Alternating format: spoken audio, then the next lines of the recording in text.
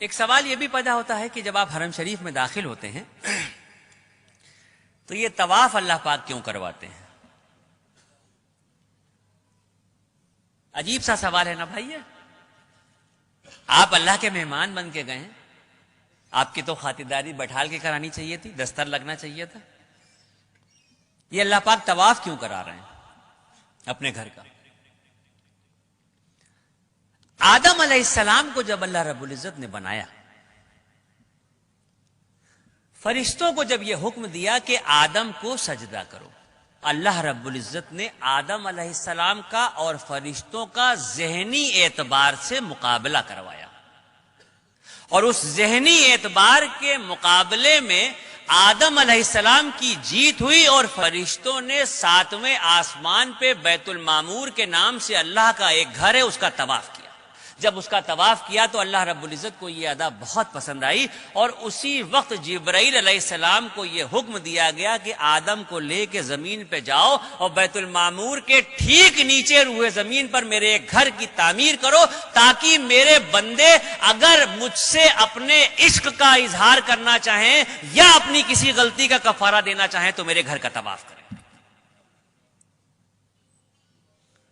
اگر مجھ سے اپنے عشق کا اظہار کرنا چاہیں یا اپنی کسی غلطی کا کفارہ دینا چاہیں تو میرے اس گھر کا طواف کریں. اور سن لیجئے، ہم جو اللہ کی اشرف المخلوق ہیں، ہماری جب تک سانس چل رہی ہے آپشن کھلے ہوئے ہیں ہمارے سامنے. ہم زندگی میں جتنی بار چاہیں مکہ شریف جائیں، جتنی بار چاہیں حرم شریف جائیں، اور جتنا چاہیں اتنا طواف کریں. لیکن وہ جو بیت المعمور کے نام سے اللہ کا گھر ہے جس کے فرشتے صرف طواف کرتے ہیں، تو 70,000 فرشتے روز اس گھر کا طواف کرتے ہیں، اور ایک بار جو فرشتہ طواف کر رہا ہے قیامت تک اس کا دوبارہ نمبر نہیں آئے گا. اتنے فرشتے ہیں، اس درجہ طواف ہو رہا ہے کہ ایک بار جو طواف ہو رہا ہے وہ دوبارہ نہیں آئے گا. اب یہ جو زمین پہ خانہ کعبہ کی تعمیر ہوئی، تو اب تو ترقی ہو چکی ہے دنیا میں، ہر چیز آسان ہو گئی ہے.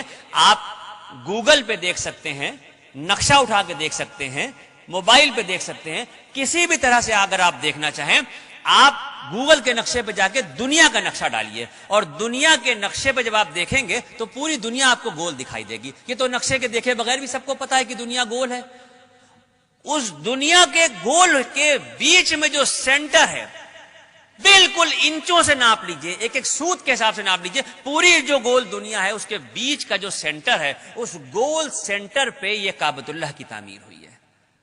اب یہاں پر بات ختم نہیں ہوتی، یہ تو بات سمجھ میں آ گئی کہ دنیا گول ہے، اور دنیا گول ہے تو اس کے بیچ میں خانہ کعبہ ہے. یہ بات یہاں پہ ختم نہیں ہوتی. اگر سائنس یہ کہتی ہے، میں نہیں کہہ رہا ہوں، اگر سائنس یہ کہتی ہے کہ دنیا گول ہے اور گھوم رہی ہے، تو پھر میرا ایمان یہ کہتا ہے کہ مذہب و ملت کی پرواہ کیے بغیر اس دنیا کا ہر شخص کعبۃ اللہ کا طواف کر رہا ہے.